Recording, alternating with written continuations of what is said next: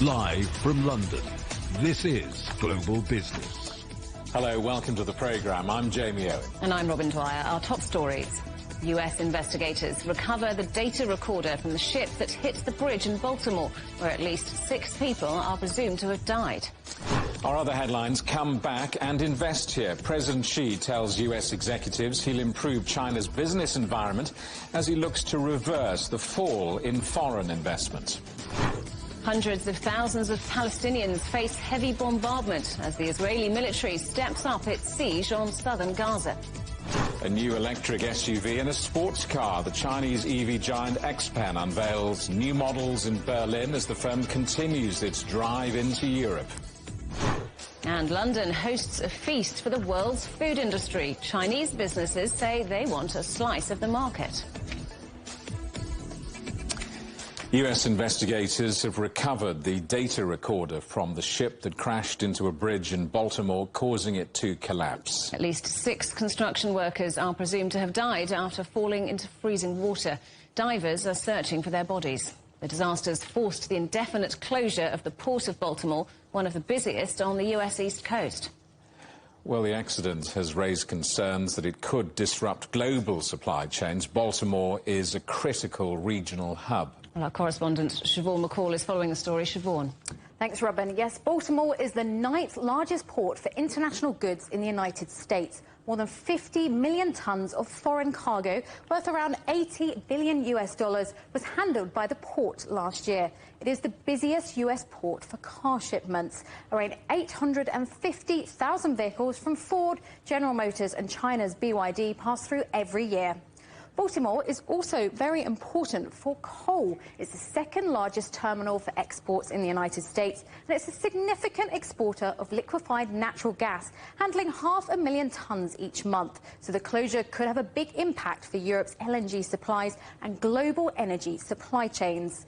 And the disruption is likely to add to bottlenecks in global sea trade, which has already been affected by the conflict in the Middle East and by an extreme drought that's causing low water levels in the Panama Canal.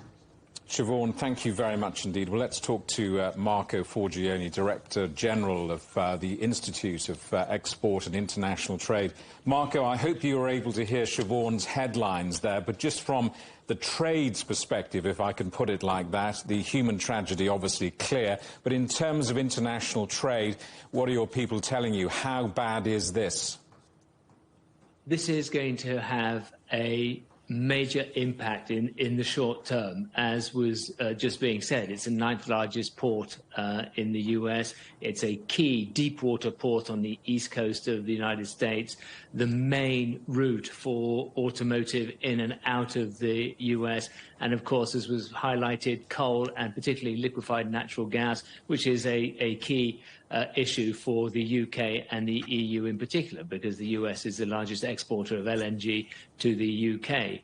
But we've got to look just beyond what's happening today to the coming weeks and indeed months. We've got about 40 ships that were due to berth in Baltimore, which are now having to move to other ports. That's going to cause congestion seaside, but it's also going to have an impact on land as we look to adjust the on-land supply chain, the online trading routes to pick up those containers and the products that are due to be delivered. Well, that's the big picture stuff. I mean, if I can put it crudely, as a customer in, let's say, Europe or China come to that, I mean, what does this mean at the consumer end? So for a number of key products and also with some of those key commodities, we're going to see a short-term disruption. So we're going to see price pressure, look at potential for a slight increase in inflation on those products, those commodities, the possibility of shrinkflation, and indeed, in some instances, availability. You have to bear in mind that Home Depot and Amazon have very large distribution centers in the Baltimore port. Those now can't get serviced, and more importantly, the bridge coming down, that was the main transit route for products, so all of that needs to be unwound and new routes found. We were saying that it's, I think, the 9th most important or significant port. Presumably other ports are available. Can they not help out? And certainly we're seeing ships now having to divert, but the issue is responding in a very short period of time to a backlog now of ships that were due to be going into Baltimore that have to divert into the other ports. This was, as you say, the 9th largest, so a very major port, and we've currently got about 40 ships that are having to find new port berths for them to get unloaded. But, of course, you've got to deal with the onshore issues of getting those containers, those bulk loads onto and off of the ships, which means the logistics within the port, the surrounding infrastructure in the port is going to be put under stress. That's going to cause delay and potential congestion, all of which, when you've got disruption and fragile supply chains, adds to price pressure and availability issues. And this is the latest chapter, of course, in a long list of supply chain disruptions. I'm thinking of the Middle East conflict, Russia, Ukraine conflict, the Panama Canal restrictions. I mean, it really is such a challenging time for your business, isn't it? And what we've discovered since the middle part of last year is just how fragile the global supply chains are. And we've seen the weaponization, we've seen the impact of climate change with Panama, with the Red Sea, we've seen administrative changes in the Bosphorus, all of which has shown that we've got to build towards a resilient supply chain, an anti-fragile approach to supply chains, because at the moment, from what the Institute of Export and International Trade members are telling us, that there is great uncertainty, therefore instability, and that creates doubt, that creates price pressures, and also, as we're seeing, hits availability of products and services. I mean, fragile is the word, isn't it? I mean, it seems extraordinary that a boat hits a bridge, and that happens many times all over the world every year. But this accident, and it's a tragedy, obviously, seems to have such profound ripples around the world. Jamie, no one can but be horrified at the images of the ship actually hitting the bridge and how quickly the infrastructure cascaded into the sea. These black swan events, unfortunately, are becoming much more regular. And when, as I've said, you're dealing with the constraints in Panama due to climate change. You're dealing with the weaponization of trade through the Red Sea and disruption to the supply chains, the administrative changes that have caused delays in the Bosphorus. The global supply chain we're discovering is really very fragile, and there are a few key pinch points that have the potential to disrupt trade, and then events like this tiered on top. So, yes, the whole aspiration now for businesses and indeed for nations is to look at their supply chains, to look at the resilience of their supply chains and adopt a very much anti-fragile approach to address the potential that these incidences, weaponization of trade, climate change and indeed black swan events can have. Marco, good to talk to you. Thanks for coming on the programme. Marco Forgione, Director General of the Institute of Export and International Trade.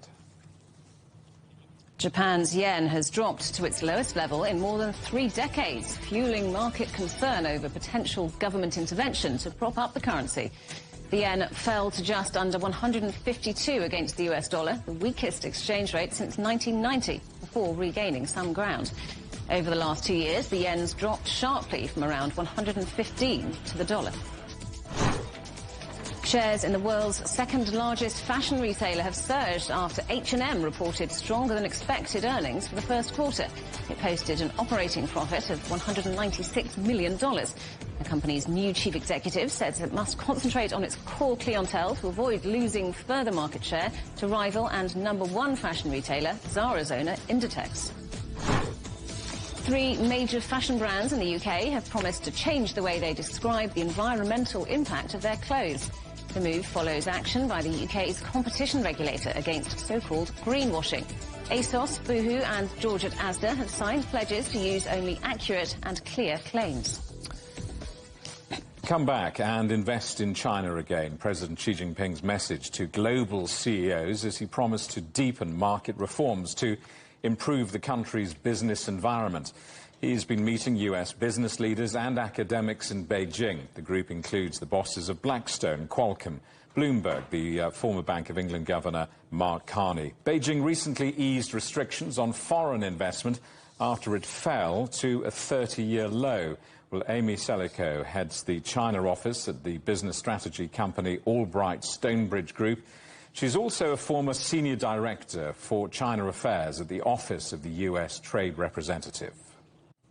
Well, I think it's terrific that American CEOs were invited by President Xi to stay behind after the recent meeting of the China Development Forum, for him to relay to business executives, academics involved in U.S.-China relations that indeed the Chinese government wants to encourage American companies to remain, to expand in the China market. That is welcome information to American executives, and I think it follows on the very positive meeting that President Xi had last November in San Francisco when he met with many of these same executives. Stabilizing foreign investment, particularly American investment in China, is a good thing for the overall bilateral relationship. So I'm encouraged by what sounds to have been a very positive meeting. It might be generous to describe the current relationship as spiky.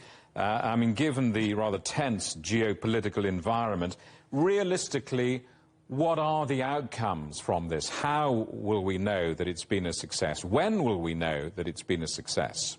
Well, Jamie, I think we have to put this one meeting in the context of the overall relationship and what else the U.S. and China are doing to try to stabilize, yes, what indeed is a contentious and competitive relationship.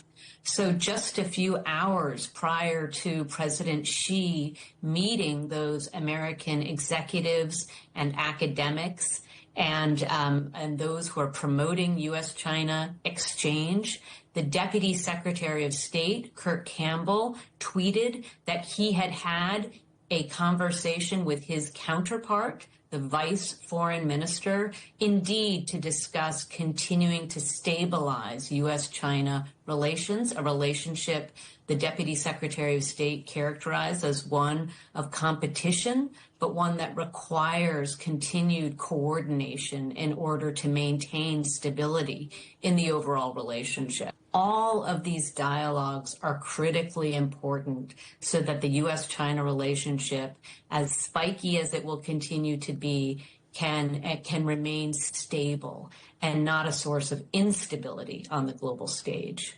The warmth that you describe sounds very heartening. Does it survive a forthcoming U.S. election and perhaps a change of governance come the EU elections in June? Indeed, China is interested in maintaining stable relationships with the United States, with the member states of the European Union, and indeed other countries of import as well.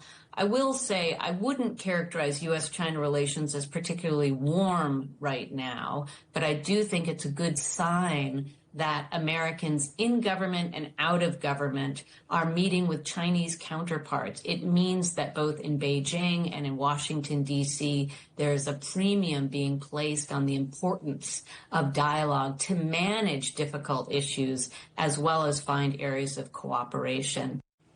You're watching CGTN. Still ahead. Rafah under attack. Israel's military steps up its siege of southern Gaza.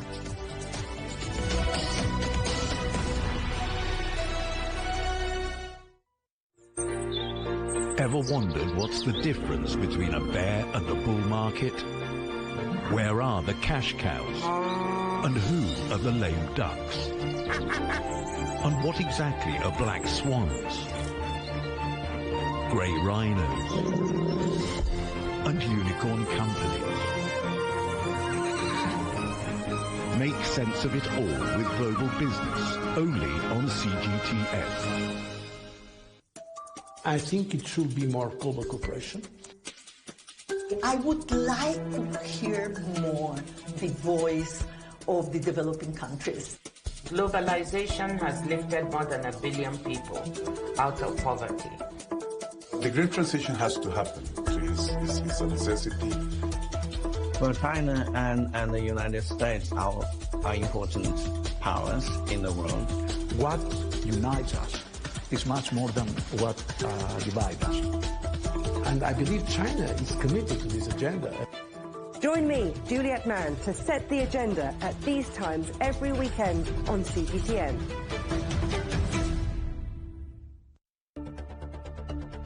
Events have consequences. Words create impact. One more offensive in a long line of battles that's been ongoing for... Just got to be careful here with some gunshots. Excuse us. The world today matters for your world tomorrow. The number of casualties is growing quickly. Why, this is one of the hardest hit towns in the region. The world today, every day on CGTN.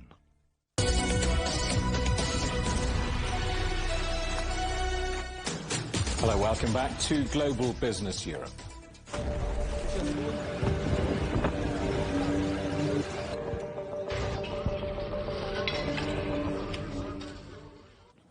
Palestinian officials say Israeli forces bombed several residential sites in Rafah overnight, killing dozens of civilians. The attacks have raised new fears that a long-threatened Israeli ground assault will go ahead. More than 1 million displaced Palestinians are sheltering in Rafah, which is the last refuge on the southern edge of the Gaza Strip. Our correspondent Akram Al-Satari is in Rafah. Another heavy strike took place in the very southern part of Rafah city, not far away from the Egyptian border. People believe that this is building up and that there is going to be some very large-scale ground offensive sometime soon. As you may hear in background, the unmanned drones are hovering all over the Rafah city for around 5-6 days. More irregular and more intensified intelligence effort is being put, and more concurrent attacks are taking place. In the last incident that took place in Rafah, 4 different houses in 4 different areas in Rafah were targeted altogether. And the result of that was dozens of the people who were killed. The Palestinian Minister of Health announced or released the name of at least 19 Palestinians who were killed because of those bombardments, and with the indication that is on the ground and on the sky, with the unmanned drones hovering all over the sky, there seems to be more of the same coming in the very soon, because Palestinians have been seeing that happening, and they expect that it's going to be increased, and it's going to include eventually a ground offensive targeting this area for Rafah, in Rafah, where more than 1 million Palestinians are sheltering, and where any ground operation will be more than just catastrophic for the public health, for the safety of the people, for the protection, and for the protection and also for the access of the people. And several Palestinians arrested in raids in the West Bank overnight. Yes, indeed, several Palestinians were arrested overnight in the West Bank, and also 2 Palestinians were killed in an airstrike that targeted Palestinians who were gathering not far away from Jenin Hospital. The Jenin Hospital, the emergency department in Jenin Hospital was affected. It sustained some damages that it rendered it unoperational, and that kind of activity is continuous, not only in Jenin but all over the West Bank. In different parts of the West Bank, the Israeli bulldozers, the Israeli armored vehicles, the Israeli jeeps enter the areas, they destroy the infrastructures, and they keep targeting the people in those different areas, and it is part of the ongoing and of the rising bombardments and assault activities in all over Gaza Strip and the West Bank as well, where Palestinians link that to the ongoing atrocities in Gaza. At least 1 person has been killed in northern Israel in the latest barrage of rockets from neighbouring Lebanon. Our correspondent Sarah Coates is in Tel Aviv. So Sarah, what's been happening on Israel's northern border? Hi, Robin. There are certainly signs that the military may believe that things could get even worse on this northern border. There will be a war cabinet meeting held in just an hour's time. Over the last few hours, I've seen a significant increase in military traffic. We're talking here planes and helicopters cruising up the coast north here behind me, and also roads to northern communities have also been closed off to civilians. Now, this comes after a barrage of some 30 rockets were fired from southern Lebanon into a town called Kiryat Shimona a little earlier today. Some major damage done to buildings. One of those buildings actually collapsed on a number of people, including a man around 25 years old who was pulled out but was pronounced dead. Let's take a little listen to what people in that town have to say. There's a crater in the middle of the street. There's damage here to an entire building, and I'm one of the tenants. Force, only force, because there's no choice. That's what they want. That's what they're expecting. We've been abandoned. If I'd been here 40 minutes ago in this place, and I don't even hear an aeroplane from Israel's Air Force. We're here in a very difficult situation in terms of the evacuation. And Robin, all of this after airstrikes overnight into southern Lebanon, Israeli airstrikes that killed some 7 people. The military says that these were terror operatives on their way to carry out a cross-border attack. But people on the ground say they were volunteer paramedics, all men in their early 20s, with this area hit. Called an emergency centre. So certainly tensions really ratcheting up there in the north. So, Sarah, what's the latest you're hearing from the IDF about their operation in Gaza?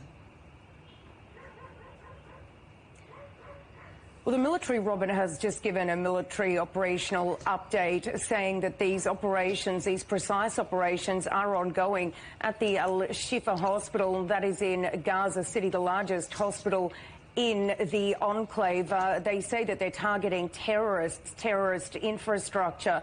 And the same is happening at the Al-Amal hospital in Khan Yunis, although the Palestinian Red Crescent says that this hospital now is completely out of action due to the Israeli military operations. Now, also, the military says it's conducted a strike on a person that they are claiming to be a terrorist. They say that he was on his phone coordinating potential terror attacks against soldiers. While Egyptian sources, they are saying that this Rafah operation that is very widely feared could actually go ahead just after the Muslim holiday of Eid, which comes just after Ramadan, saying that these people that are sheltering down in Rafah, these some 1.3 million Palestinians sheltering down there, that they could be potentially moved to central Gaza and other places on the coast, although it is important to point out that no plans yet have been released as to where these people should go. Robin. Sarah, thank you very much. Our correspondent Sarah Coates in Tel Aviv. Well, Israel says it utterly rejects a United Nations report claiming its forces have committed acts of genocide in Gaza. Francesca Albanese, the special rapporteur on the human rights situation in Gaza, presented her report to the United Nations Human Rights Council in Geneva. I say today that Israel cannot behave as it does as an apartheid state and face no consequences. One of the key findings is that Israel's executive and military leadership and soldiers have intentionally distorted, using bellow principles, subverted their protection functions in an attempt to legitimize genocidal violence against the Palestinian people.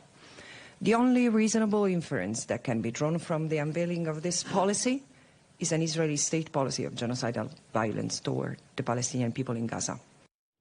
Well, let's talk now to James Elder, who's a spokesperson for UNICEF, the United Nations Children's Fund. He's actually in Gaza. James, good to see you again. Welcome back to the programme.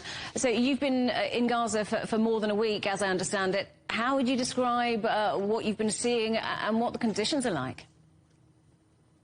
Hi there. Look, somehow things get worse day in, day out for people. Obviously, their coping capacity has been smashed. There was such great hope with this announcement of a ceasefire on Monday, such great hope, but that hope is being drowned out by the bombs. I mean, I was in a hospital today, many children with those horrendous wounds of war again, still, and they're from injuries in the last 36 hours. I've been to the north where famine is imminent, and you can see that. You see that in people doing that universal symbol of hand to mouth, showing their hunger, paper-thin babies. So whether it's the bombardments that we hear now in the sky or whether it's just the complete deprivation, enforced, catastrophic hunger here, things continue to get worse, as they will, without the implementation of a ceasefire. So we are seeing some aid coming in by air, much more blocked at the border. How critical could that aid be right now? It's a game changer, and roads are the only answer. Obviously, Palestinians will take any aid right now. They've been forced into such position, but, you know, the ship that came in, good, but that's the equivalent of about 12 trucks. The airdrops, fine. That's small amounts of aid. Usually you do airdrops when people are cut off hundreds and hundreds of kilometres from help. The fact is here that help, all the aid people need, is a matter of kilometres away. When, as I say, when I was in the north, where the most pronounced nutrition declaration showed famine being imminent, people there know that there is a crossing 10 or 15 minutes away that could alleviate their suffering. So just as this crisis is man-made, this hunger crisis now on top of a war is man-made, it could also be reversed by the right decisions being made. Let aid come in, stop the obstructions, stop the random denials, and open more crossings, particularly those in the north. And we know that, as you say, famine imminent. Clearly people are enormously short of food, of water, of medicine. Difficult to pinpoint this, perhaps, but what is needed most? Food, for sure. If you're in the north, it's food. I guess in a way it's a great question. I guess in a way it depends who you talk to. I talk to a doctor and there are certain drugs they need they haven't had for 6 months that are critical to their surgeries. But if I talk to civilians in the north, it's food. You know, a mother 2 days ago in Jabalia in the far north spoke to me about her 12-year-old daughter having a recurring dream. Her dream is to eat a slice of cucumber. This is the dreams of children here. Water again, of course, protection too. It gets cold in Gaza. Hundreds of thousands of people, as your correspondent said, sleep on the street, on beaches. But first and foremost, food. Of course, all these things, food, water, medicine, all these things get fixed with a ceasefire. A ceasefire gets hostages home, ends that horrible torment that they must be enduring, they and their families, allows us to flood the Gaza Strip with aid, and allows for the first time in many months a child just here to go to bed at night with their family, knowing, in the full knowledge, that they will definitely wake up. That's not the case right now. James, great to speak to you. Thank you so much for your time today. That's James Elder from UNICEF. You're watching CGTN, still ahead. Getting the goods moving. Netherlands Prime Minister Mark Rutte talks to supply chains with China's President Xi in Beijing.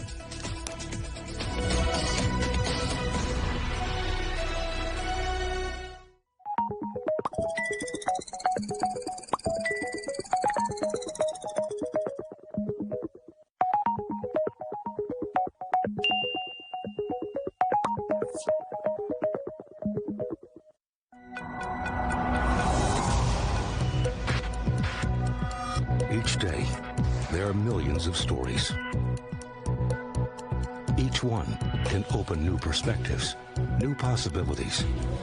Wherever you look, we are there to see, discover, explore. We put the pieces together to find what really matters to you, all around the world, all around the clock. Our reporters are at home across the globe. From our headquarters in Beijing and production centers in Washington, Nairobi, and London, China Global Television Network. Stories from across the globe, reaching people across the globe. CGTN. See the difference.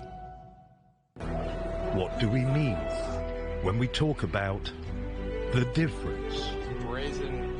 The difference is in the detail, in the background, defense ministers from the wider angle and perspective of every story. Wherever the story may be. CGTN. See the difference.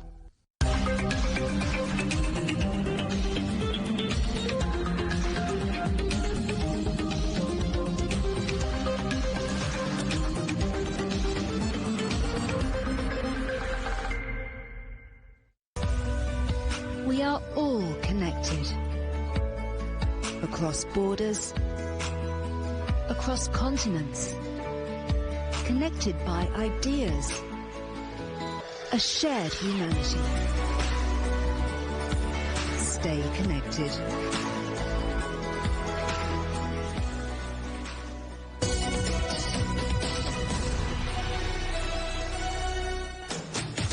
Welcome back to Global Business Europe with Jamie Owen and Robin Dwyer. Our top stories.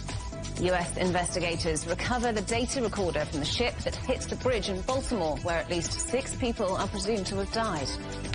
Our other headlines, President Xi Jinping tells US executives he'll improve China's business environment as he looks to reverse the fall in foreign investment. And hundreds of thousands of Palestinians face heavy bombardment as the Israeli military steps up its siege on southern Gaza.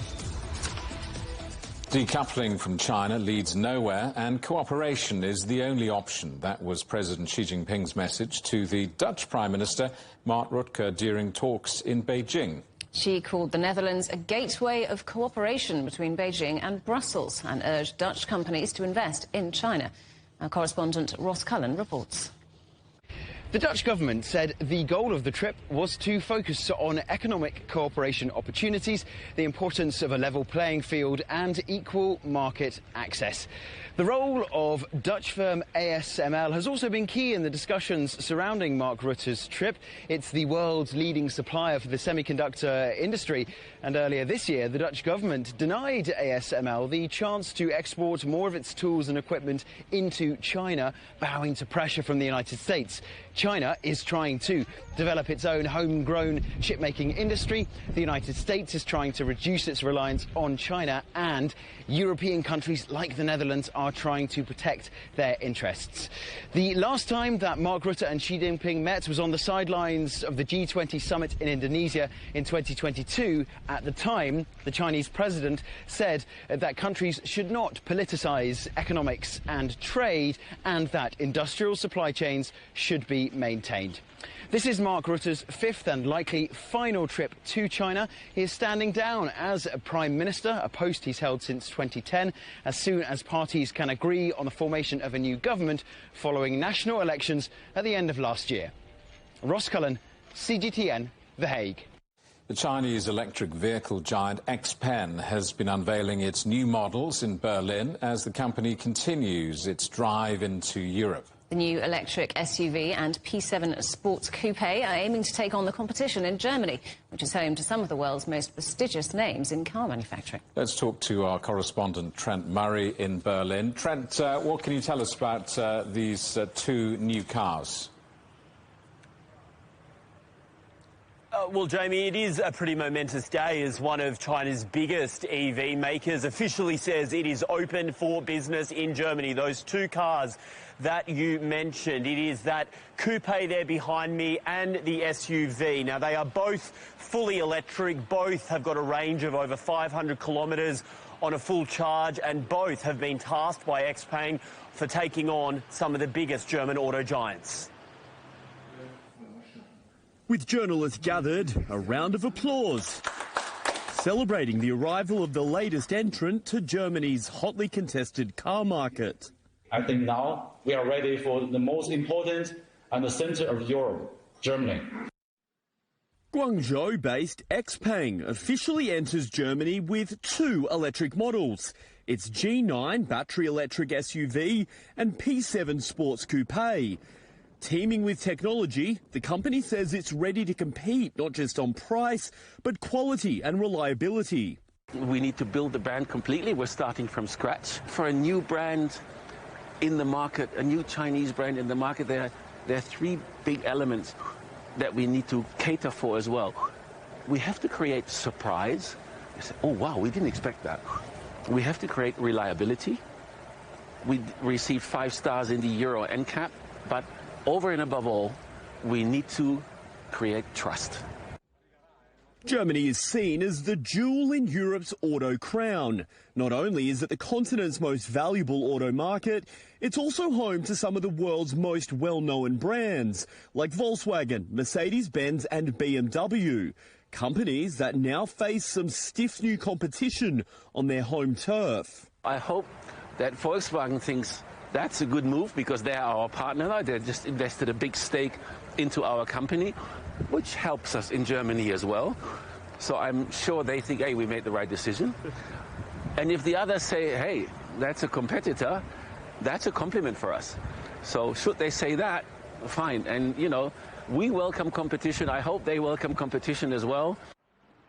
Chinese EV makers are increasingly putting their pedal to the metal in the race to reach new customers in Europe.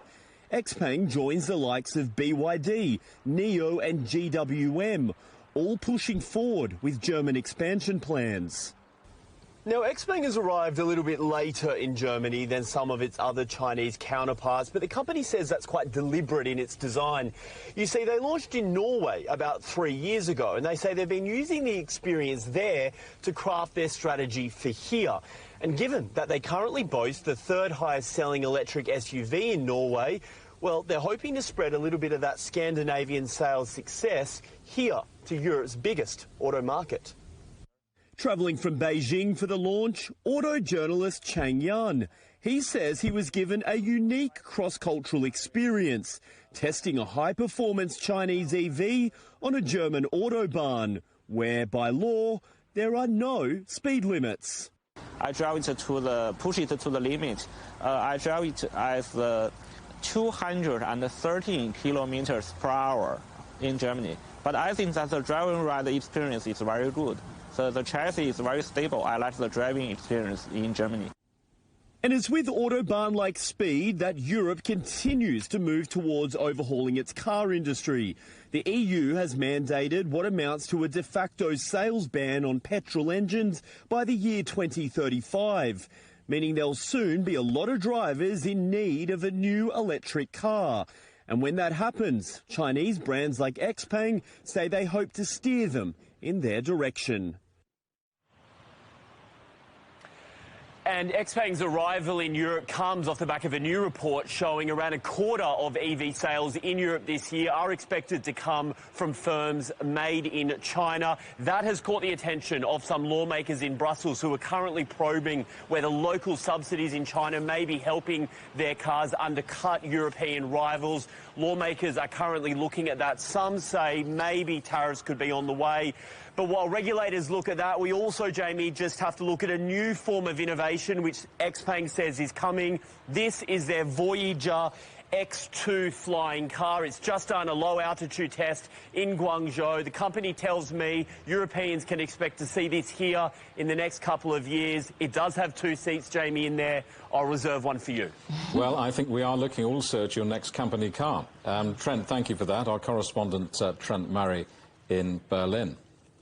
Well, that is not the only flying car on the block, because if you've ever sat in traffic congestion wishing you could transform your car into a plane, then this next story is for you. European flying car technology has now been sold to a Chinese company hoping to manufacture it. Our correspondent Rahul Pathak reports.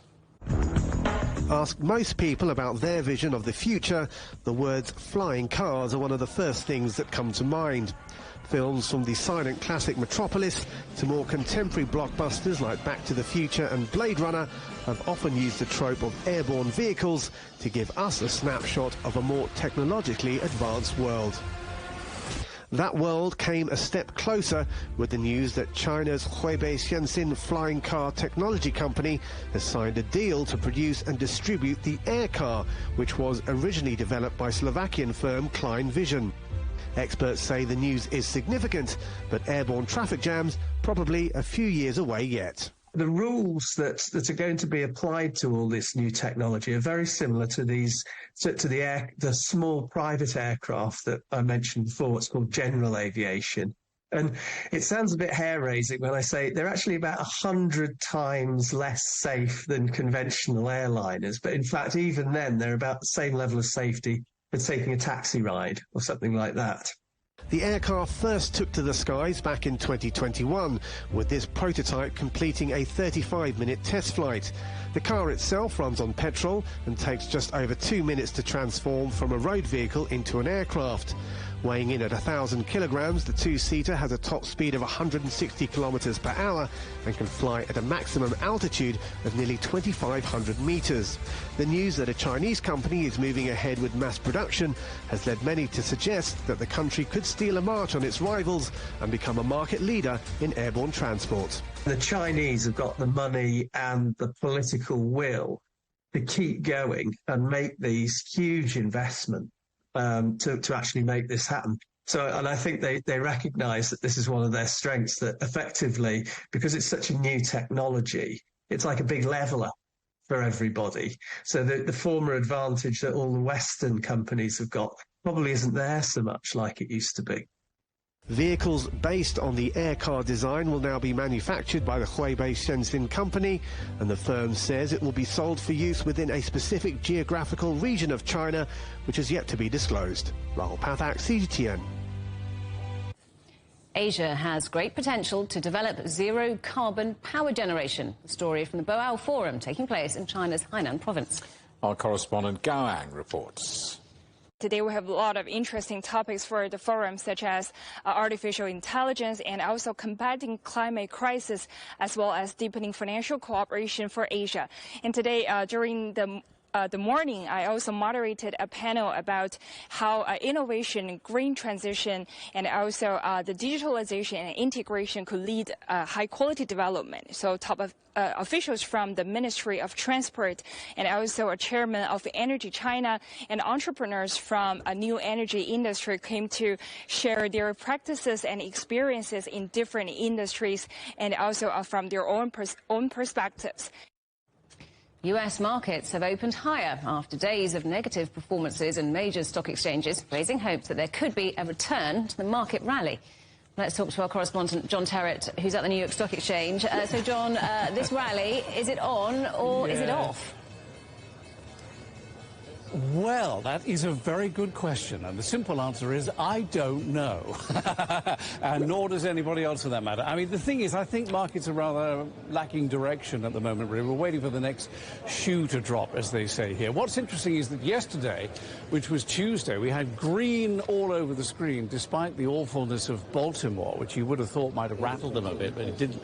Green everywhere until the last half hour, and then bang, down they went, red everywhere, and that was because somebody in authority suggested that the Federal Reserve, the central bank, may not actually cut interest rates at all in 2024, so there was a sell-off because of that. But this morning, despite the issues in Baltimore, which are very serious, I think, with supply chain issues and so on, and, of course, the loss of life, goes without saying, the markets have bounced back very strongly, and the S&P 500 is heading towards its fifth month in a row ending in the green, if you see what I mean. And right now, the S&P 500, which is the broad market, and the NASDAQ over in Times Square are both flirting with all-time highs. So let me give you the numbers, shall I? The Dow at the moment, then, is ahead by 0.7%. That is 256 points, 39.5. S&P 500 is now at an intraday record of 52.21. That is the record. And the NASDAQ, when I looked a few moments ago, because we don't show the NASDAQ here at the Stock Exchange, you understand, professional pride and all that. The NASDAQ, when I looked a few moments ago, was flat, but in the red. And the yields on the 2-year and the 10-year are elevated, but they're down at the moment. 4.5% in the case of the 2-year, 4.2 in the case of the 10-year, which is the one linked to mortgages. So it's anybody's guess, really. But we are heading towards record closes, potentially. Well, we'll come back to you on that one. Let's talk about a company moving those markets, though, because it's been a big day for Moderna. Yes. Now, it's interesting because before COVID-19 broke out, nobody had heard of Moderna, and now it is a company that will very much go down in history. And the reason is it's one of 3 companies that gave Americans the vaccines for COVID-19. The first one was Pfizer, which is based in New York. The other one was Moderna, which is based in Cambridge, in Boston, in Massachusetts. And the third one, of course, was Johnson & Johnson, which is based in New Jersey. And you know, they did very well, did Moderna, very well indeed, thanks to sales of the vaccine. Now, I know that you can argue, well, they took public money to develop it and all that kind of stuff. I think as a business program, we have to take that issue and park it over here because they just did very well, and they've become one of the biggest most watched corporations in America. Now, today they're having their Investors' Day, and within Investors' Day they're having what they call a Vaccine Day. And the reason for that is that they're advancing 3 new vaccines to the final trial stages. And this is important because when it comes to Moderna, they had great success during COVID. Since we don't take COVID vaccines in anything like the numbers that we used to anymore, they've had a tough time recently. Now, their stock was up 20% last week. It's up 10% in the last 6 months, but it's down between 26 and 46% in the course of the last year. And that's what they call the COVID slump. So for them to introduce 3 new vaccines today to the investors is very, very important. The vaccines are one for a norovirus, which is a tummy upset. One is called Epstein-Barr virus, which is herpes, skin issue. And the other one you will have heard of is shingles and chickenpox, which, as you know, is a very nasty illness, particularly in adults. And with drug companies like Moderna, it's not about what they're putting out now that matters. It's what's in the pipeline over the next 10 years that will excite investors and keep them going. Guys? And John, let's go back to a story we covered some months back, the trial of Sam Bankman-Fried, because he's now going to be sentenced on Thursday.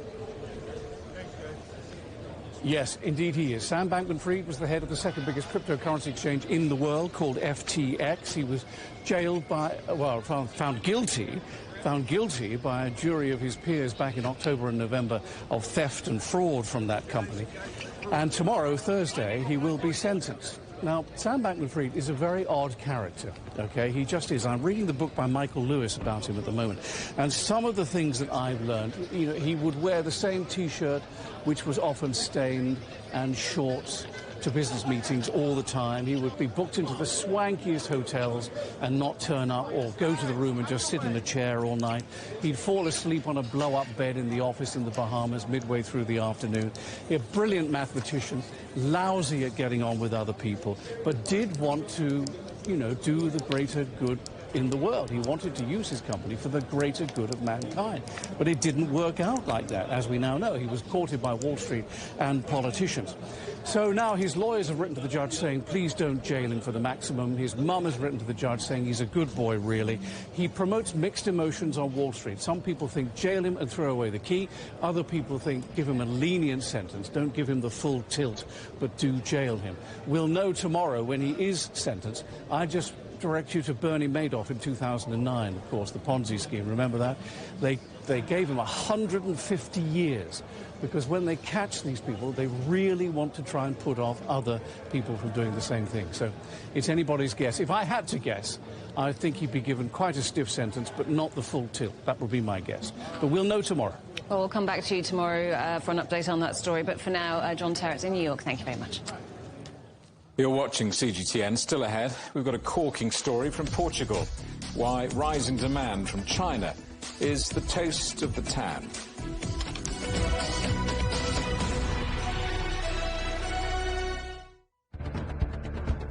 Events have consequences. Words create impact. Unprecedented scenes that we saw. The clean-up operation is now well and truly underway. Parts of southern Europe remain in a state of emergency. Context gives meaning. People make history. Far more than 1,000 people have come here today. But authorities are still on high alert. So now we've actually become the border on this road. A complex world demands a comprehensive view. But with the cleanup efforts more or less under control, the economic impact is bound to ripple across the country. There's plastic pollution everywhere. Because the world today matters for your world tomorrow. This is the living area of the crew. The focus is firmly on future technologies. Well, this is something completely different. The world today, every day on CGTN.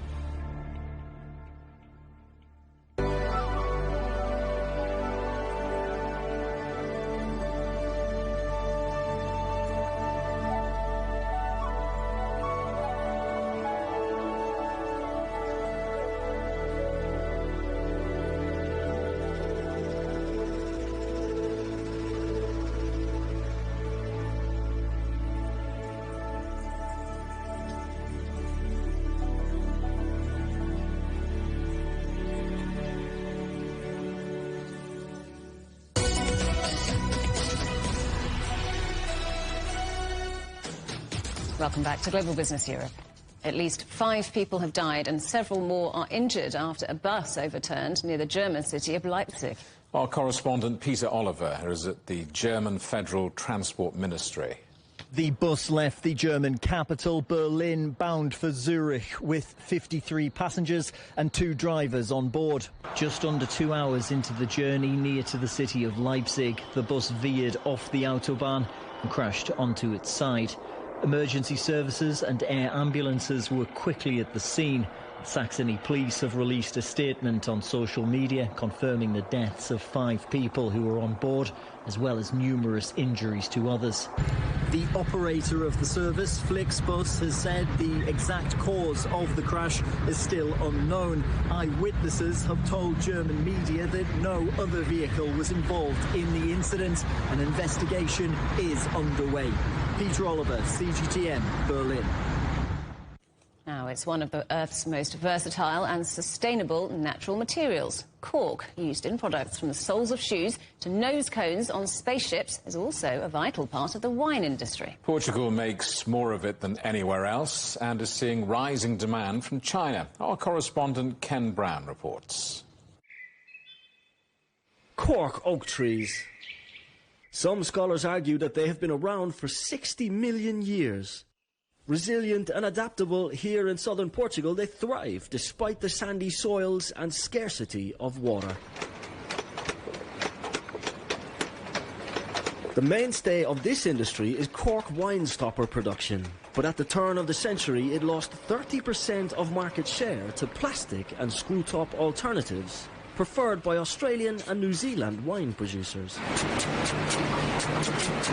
However, Cork offers more sustainability, something China is helping to revive. Well, for 3 years in a row until the pandemic hit, the fastest growing market for cork anywhere in the world was precisely Australia. And you know why that happened?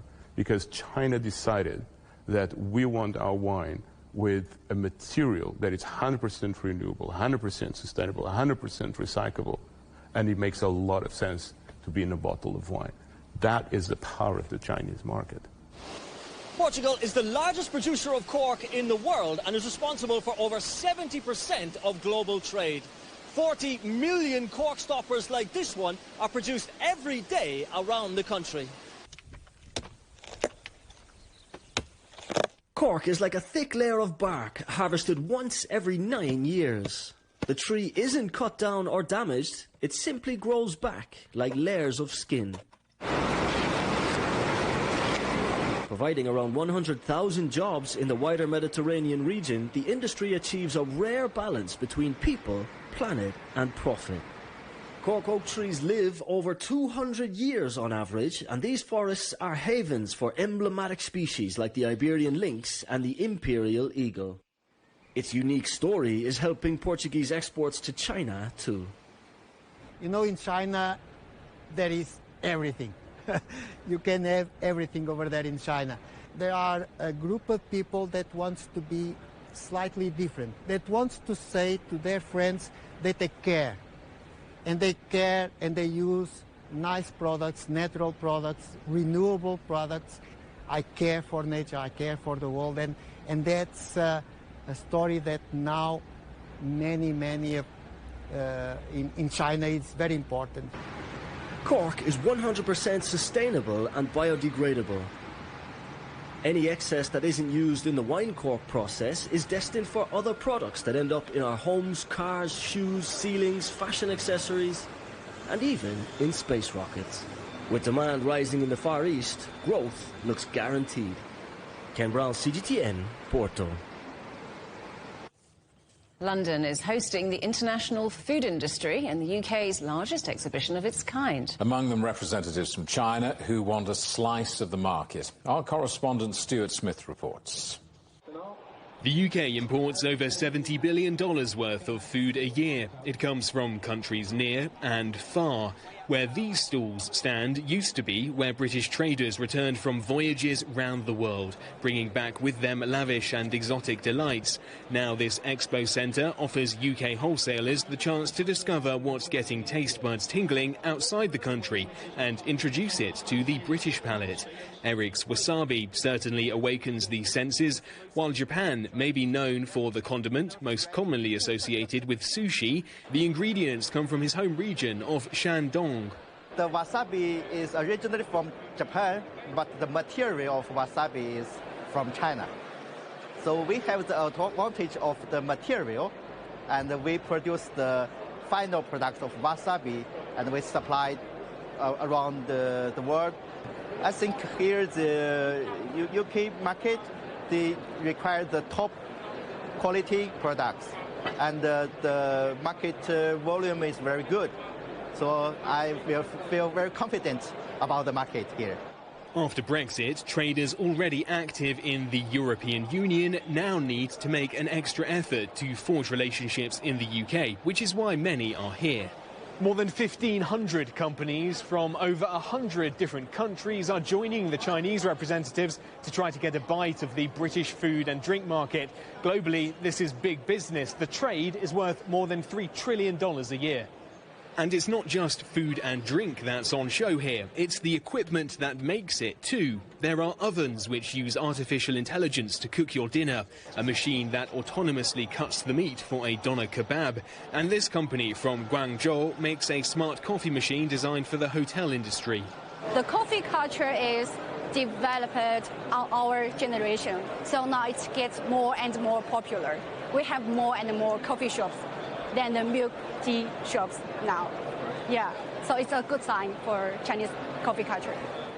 Keeping people fed in Britain relies on overseas trade. As a small island nation, nearly half of all food sold in the UK is imported from overseas, and there are good profits to be made for anyone who manages to grab a slice of the British market. Stuart Smith, CGTN, London. The headlines again. US investigators recover the data recorder from the ship that hit the bridge in Baltimore, where at least 6 people are presumed to have died. Our other headlines: come back and invest here. President Xi Jinping tells US executives he'll improve China's business environment as he looks to reverse the fall in foreign investments. And hundreds of thousands of Palestinians face heavy bombardment as the Israeli military steps up its siege on southern Gaza. And that's it for Global Business Europe. Thank you for watching. Coming up next on CGTN, it's Africa Live. We'll see you again tomorrow. Same time, same place. From all of the team here in London, it's goodbye. Goodbye.